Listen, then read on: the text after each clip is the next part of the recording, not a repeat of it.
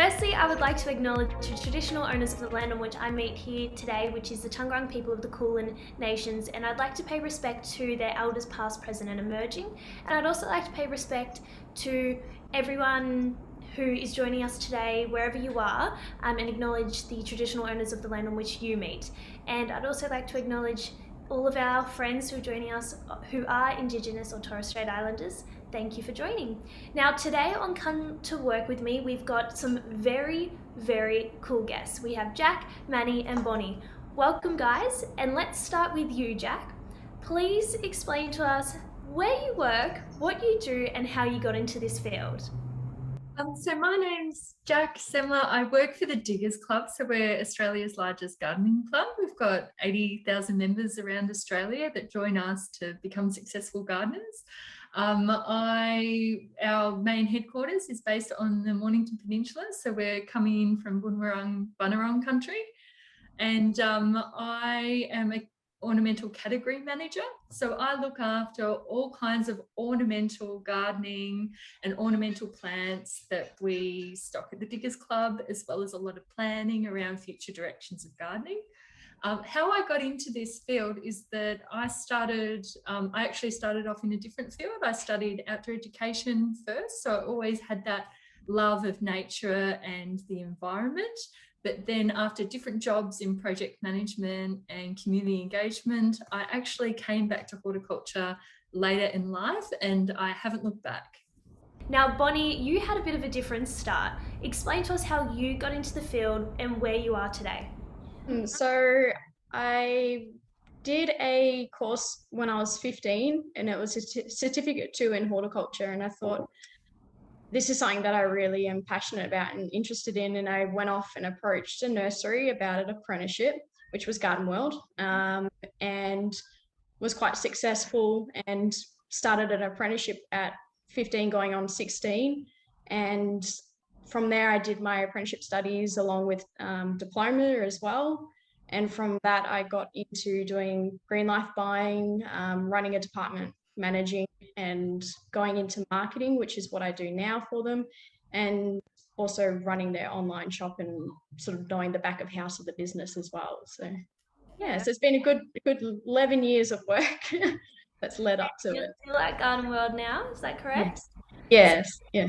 Clearly you love what you do. Yeah, the industry is a real passionate industry, and you meet a lot of passionate people, and it's something that you know that you love being outdoors and you love being surrounded by plants, and it's a real dream job because you get to do that every day. And then with where I've progressed with my career in the company, I get to use some other skills I'm really good at, which is photography and filming, so I can use that to enhance the business as well. So Garden World has been a really good place to settle in and do all those type of things. Now, Manny, you are at the other end of the spectrum compared to these guys, aren't you? You're still doing your apprenticeship, or have you just finished? Correct. I've just finished. This is my first year out of my apprenticeship. Beautiful. So what is your role now? So I work in one of the 4 sections of this nursery. We're a wholesale production nursery specialising in plugs. So most of your seedlings from propagation and a lot of tissue culture as well. So I'm the lead grower for one of these areas, and everything from watering, fertilising, making sure the plants are pest and disease free, and getting them ready for dispatch. I just finished the 3-year apprenticeship and might continue studying next year, hopefully. Yeah, wow. How physical is the actual work? It's not too bad. We're lucky because we grow on raised benches. Yes. So I don't have to do a lot of bending over and picking up. There's a lot of watering to do with your hand, but it's not too bad. Overall, it's not a very overly physical job. A lot of walking, really. And what is your day-to-day life look like? When you get to work, where do you start? What do you do? So I'll come in and first assess all my crops. So I'll walk all the rows, check for anything, decide on my watering that I need to do, as well as speaking to people from production, see what they need done, checking for anything I need to fertilise, or moving any sort of sorting benches, making sure everything's pretty much where it needs to be for dispatching. Bonnie, you mentioned before that you started your apprenticeship when you were 15, going on 16. Were you still at school? Was this a school-based apprenticeship, or have you left school and you were like, this is the industry I know I need to be in? So I made a really difficult decision to actually leave school. It was a goal of mine to always complete my VCE, but ever since the age of around 7 years old, I was passionate and fixated with plants. So I knew growing up and getting into high school, that's what I wanted to do. And a lot of this, I guess, the studies in school didn't quite offer or lead me in that direction. So I took the decision to actually leave school, go into the studies full time along with the work. And I wouldn't be the same person without it, to be honest. It's really progressed my career quite quickly. So I'm grateful for that. Yeah. I know I've got younger siblings who go to a local school here, and we are in a country town, so there's plenty of land. And she's actually studying agriculture, horticulture, and they did. Oh, What's the water one? Agriculture? Yeah, that's it. Yeah. So Yeah. actually spent a whole year studying, growing, farming. They had a ball. So I think it's really important for young people to know that this is an opportunity. This is a road and journey that they can go on. How important do you think it is for young people who may have been in a similar situation to you where school wasn't necessarily that part of their journey, to know that they can still go out there and reach their dream job and get their goal if they don't do school?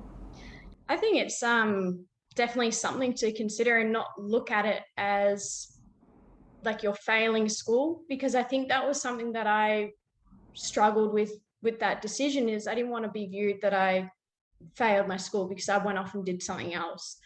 In retrospect, it made me a lot more successful. So from that, I became a lot more confident with my writing, my public speaking, because I now do television as well, and I have a lot of my writings or articles published in magazines and so forth. And I think taking that step and taking that chance is a really good thing. And a saying that I like to believe is, if it scares you, it means it's good for you, because it's a challenge. And if you're not scared by the challenge, you need to look for it.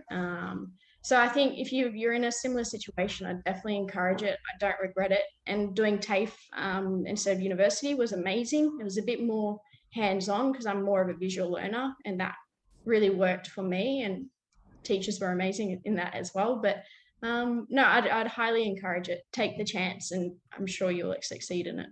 Jack, I have a question about the nursery. Now, my mum, I think everyone's mum or nan are massive fans of Diggers Club, right? Everyone knows someone who's part of the Diggers Club. Is there a particular area of gardening or working in a nursery or working with plants that just appeals to you the most? I'm very fortunate in my role in that we get to do a lot of trials and selection. So it's right at that discovery phase of varieties. So we get to grow lots and lots of new plants that we may release and bring into our nursery and produce for home gardeners. And I think that as passionate plant people, I think one of the things that we love most about our industry is that discovery, and that you're always learning no matter what area you're working in. And I think that's probably one of the most amazing things that I get to be part of. So we did this big flower trial of all these different beautiful annual flowers, and then we selected things that we then put in seed packets and shared with our members and with Australian gardeners. So that's pretty amazing. I used to watch Mum get it all in the mail, and she was so excited, and she'd be showing it off to Dad, and she'd be like, all right, tomorrow garden, let's go. And I'll be like, go again. Yeah, awesome. No, it's beautiful what you guys do. Now, has there ever been any challenges that you have faced in your role or along your journey to getting to where you are now? I think I always, like, I envy you, Bonnie and Manny, in many ways, because I actually worked into a different career because I didn't see those opportunities as a young person. Like, if I had my time again, I would just dedicate myself into horticulture and go from there. So I think sometimes there's these expectations of what kind of jobs are on offer in horticulture. And I have to say there's so much diversity, and there's so many amazing ways to have these incredible, interesting, professional careers in horticulture that people might not expect. And so the challenge for me was actually expectations around, you know, what kind of jobs you should be going for and kind of what kind of career paths you can follow when there's so much diversity in horticulture. Now, what should students do if they want to get into the industry? What should they do? There's plenty of information available, and I think NGIV has a lot of, and any kind of career advisors and the Vicklins program and everything have lots of different advice on those career paths that can kind of go forward. There are apprenticeships, you know, there are degrees that you can do in horticulture as well at Melbourne Uni. There's all these different kinds of options of getting experience. And also, even if you work in a different career, like horticulture still needs you know, still needs people who are specialists in marketing, still needs people who are specialists in engineering. Like, there's all these other ways to work with plants too. Last week we had some friends join us who were doing food and farming and that sort of thing, and there are so many different aspects to farming that you wouldn't believe. There is the same, there is the social media, there is so many different aspects, and I think that's what I love about meeting so many people I get to, because you learn so much more. See, for me, gardening is something I just do with my mum. I would never expect that it would be a job that you could potentially do and earn money and have a happy life, I guess. Yeah, absolutely. Is there something that you wish you could do in your job, in your day-to-day, that you don't currently do now? No, I think the thing is that we have a lot of what I miss in my current role is I used to, and technology is amazing that we can talk about these things and so many people can see it. I miss a little. I used to be a manager of the nursery at Heronswood before I took on this leadership role, and I really miss the day-to-day connection that we have with gardeners. So that's one thing that I miss from my current role, because you know, you can move through different kinds of jobs and roles in the career. I really miss that one-on-one connection you have with other gardeners, where you can really help them in person to person. But I know that our work, similar to the work that Bonnie is doing, really supports people to have success, which is the most important thing. Manny, I have a question for you from a viewer. They have asked, how can they get an apprenticeship like you have had? What steps do they take, and how do they do it? So I've found this apprenticeship advertised online through Seek. I got pretty lucky. I had no idea that there was even an apprenticeship to do in horticulture. So when I discovered that after finishing year 12, I thought that'd be perfect for me and exactly what I wanted to do. So after having a look around online, applying for a few apprenticeships, I secured this one here at Ball Australia and have not looked back since. So it's really great. You basically just applied for it, maybe an interview. What happened after that? Yeah, applications, interview, tour of the nursery, get to have a look at, you know, what sort of work you'll be doing, the facilities you'll be working in. And then after a second interview, then I got a call and started pretty soon after that. Straight away. So it all worked out pretty well. Straight in the deep end. I love it. Bonnie, question for you from a viewer as well. How did you go from working in horticulture to working in TV and media and having that second aspect of your job? So I was quite fortunate. So how it started actually, Garden Gurus came out to the nursery to do some advertisement on the nursery, because Garden World's been here 30 to 40 years. So they wanted to do a bit of a story on that, and I actually got to meet Trevor Cochran, who's the main host of the Garden Gurus, and I spoke to him how I was a bit interested in writing, because at the time they had a hardcover published magazine. And he said, yeah, sure, if you're happy to write a few articles for us, we'll see how that goes, and then maybe it will lead to TV. And I wrote for them for about 3 years, and it became quite I guess you could say, I got a lot of followership through my articles, and then that led to a TV interview with them, and then I must have presented well on camera. So that led to me getting my own stories, and I've been presenting for them for the last 4 to 5 years on the spring and summer and autumn issue or editions. And yeah, so it was sort of a bit of luck, but I had started my own blog, so I was doing a lot of writing, practicing, enhancing my writing skills to sort of get a step in the door. And then I started creating my own videos to try and get my presenting up to scratch, because it wasn't something that I was obviously good at beforehand. But after a little bit of practice, it sort of worked out for the best. But it was meeting the people at the right time in terms of people wanting to get into it. It is a hard industry to break into, which I know you would be able to understand that. And I think it's just a matter of putting yourself out there, having confidence in yourself, and really creating a bit of a portfolio and something that you can really back yourself with, and just trying to find the right people and make those connections. Being in the career that you are so passionate about, and a career that you love, any different aspect or journey that is about it, you'll happily take. Yeah, definitely. Just want to learn to do everything. Yeah.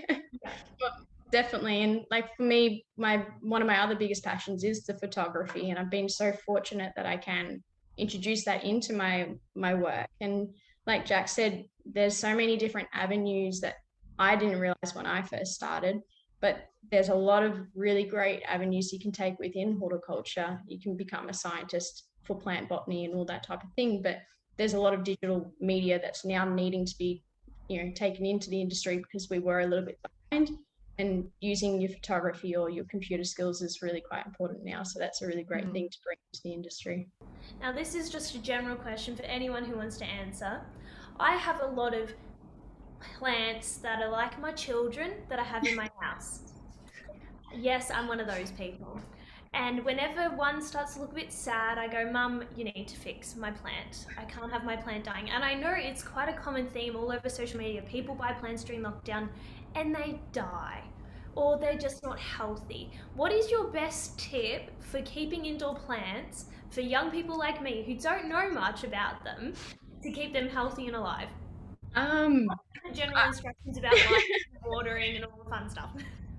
I would say definitely trust your nurseries. Go to your nurseries and speak to the specialists, because that's what they're there for.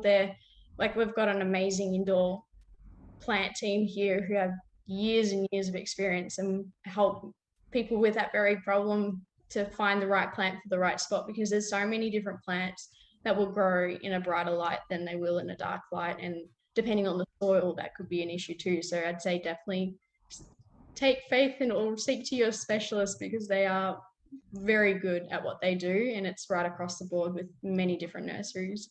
If someone's sick, you take them to the doctor. So if your plants are sick, take them to the plant doctor, to your nurseries. Something I was once told from someone was plants live in air, not water. I think that can be a great tip for new people growing plants. Overwatering seems to be a very easy issue to occur. I think one issue is not watering my plants. Something that just slips your mind and you're like, oh, I'll get to that tomorrow. Oh yeah, no. That's something Mum's like, you need to love and cherish your plants. Now, I have definitely got a question for anyone as well to answer this. This is from another viewer. If this person wants to find a job in horticulture, what should they study at school, and do they need to go to uni?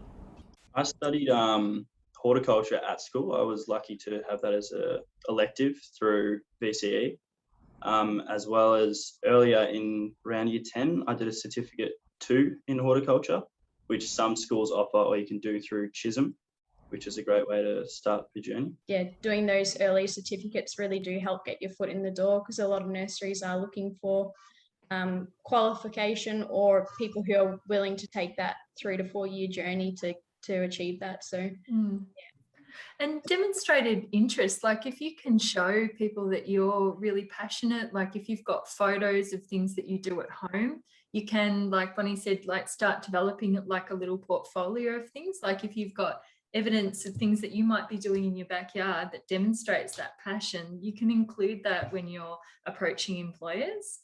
So many young people don't realise how lucky they are.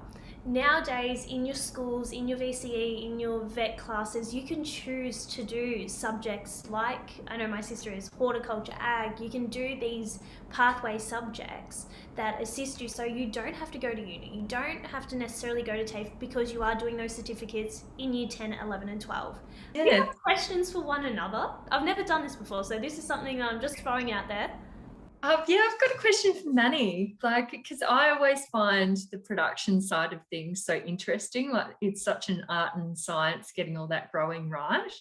What's the thing that you really love about being at that point in the production? I think the thing I love about it most is the wide variety of plants that we do here. So obviously at stage one, everything's a lot smaller rather than finishing products, but we do like everything from ornamentals, cut flowers, all your indoor plants, tissue culture.